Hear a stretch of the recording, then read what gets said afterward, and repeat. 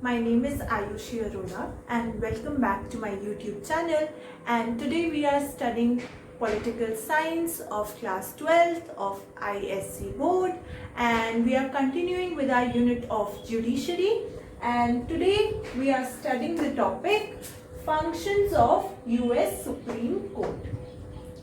अब इससे पहले वाली वीडियो में आपने देखा होगा कि मैंने composition of US supreme court के बारे में बात करी है।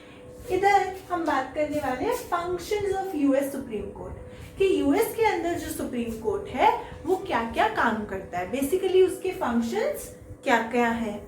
तो सबसे पहले हम बात करते हैं ओरिजिनल ज्यूरिसडिक्शन की।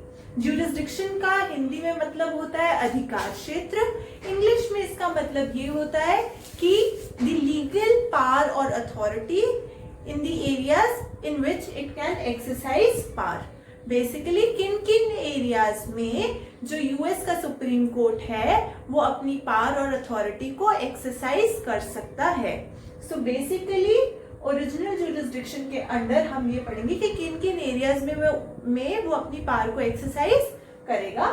सो according to US constitution, cases affecting ambassadors, public ministers and councils come under the original jurisdiction.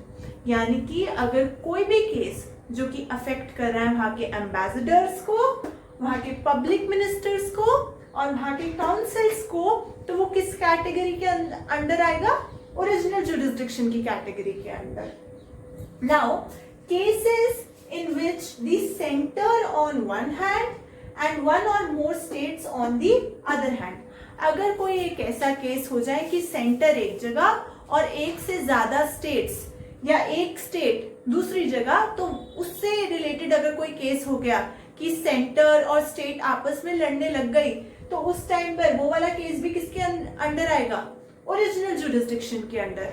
तो बेसिकली वो फंक्शन है सुप्रीम कोर्ट का कि उस वाले केस को कौन हैंडल करने वाला है? सुप्रीम कोर्ट हैंडल करने वाला है एंड अंडर ओरिजिनल ज्यूरिसडिक्शन। समझ में आया? Now cases between two or more states, आपस में एक या एक से ज्यादा स्टेट्स आपस में अगर उनका कोई डिस्प्यूट हो जाता है या किसी भी वजह से उनकी कोई लड़ाई हो जाती है या कोई भी केस हो सकता है, तो that also comes under the original jurisdiction and that is the important function of US Supreme Court to handle that case. Another very important case is cases in which USA and any of the foreign states are involved also comes under the original jurisdiction। कि original jurisdiction का part है कि अगर कोई case हो जाता है USA का और साथ में फॉरेन स्टेट्स के साथ में, अगर कोई किसी तरीके का डिस्प्यूट हो गया, कोई इशू हो गया या कोई भी केस हो सकता है, तो वो वाला केस को सॉल्व करने की ड्यूटी किसकी है? यूएस सुप्रीम कोर्ट की। ये एक बहुत ही इंपॉर्टेंट फंक्शन है यूएस सुप्रीम कोर्ट का।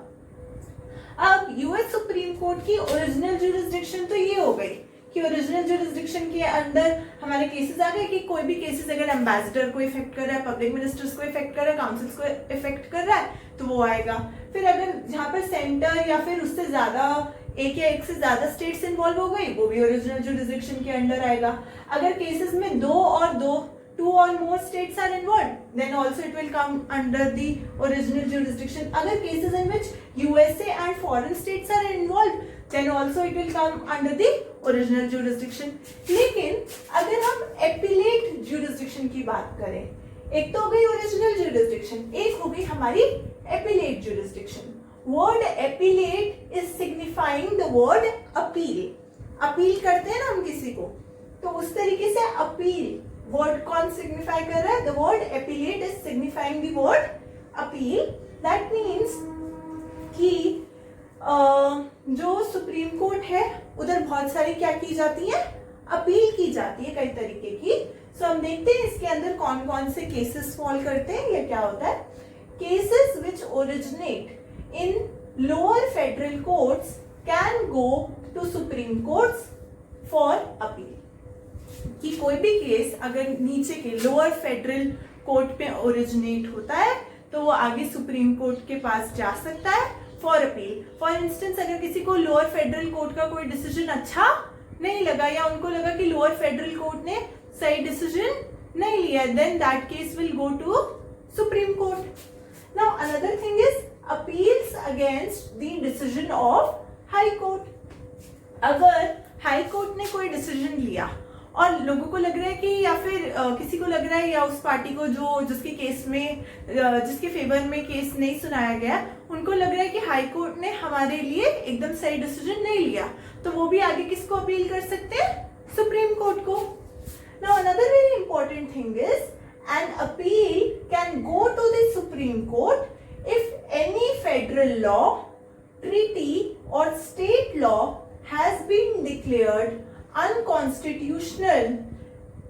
ठीक है कि एक अपील ये है, एक अपील जा सकती है सुप्रीम कोर्ट के पास if any federal law, treaty or state law has been declared unconstitutional.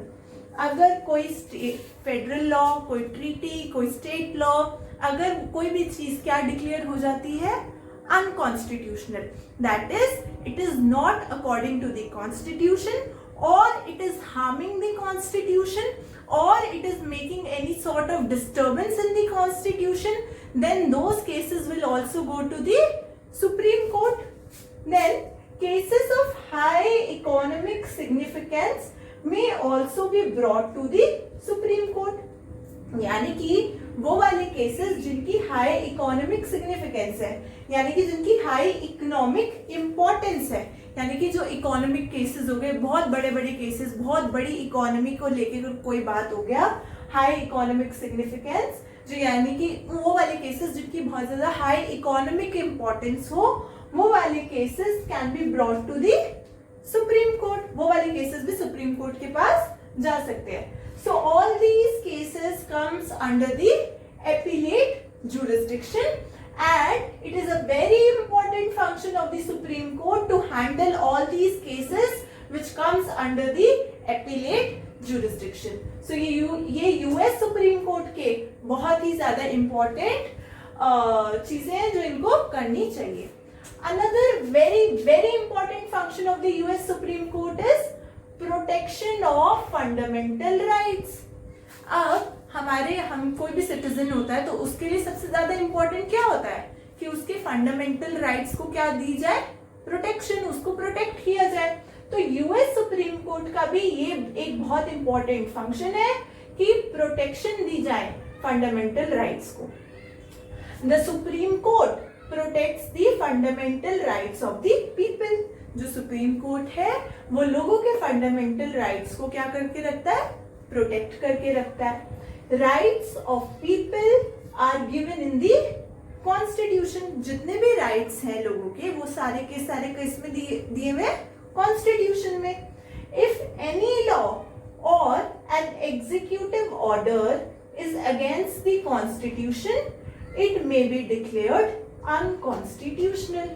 अगर कोई भी लॉ या कोई भी एग्जीक्यूटिव ऑर्डर अगर वो क्या डिक्लेयर हो जाता है? Against the law, or is it और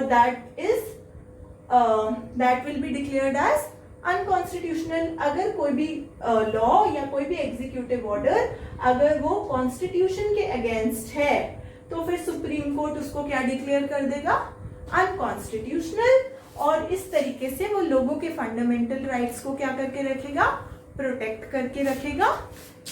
These three are the very important functions of the US Supreme Court. I hope you have understood this topic well, and if you have any doubts or you need any sort of clarification, you can write down in the comment section and ask me regarding it. If you liked the video, then please give it a thumbs up and do hit the subscribe button. Do press the bell icon for the further notifications.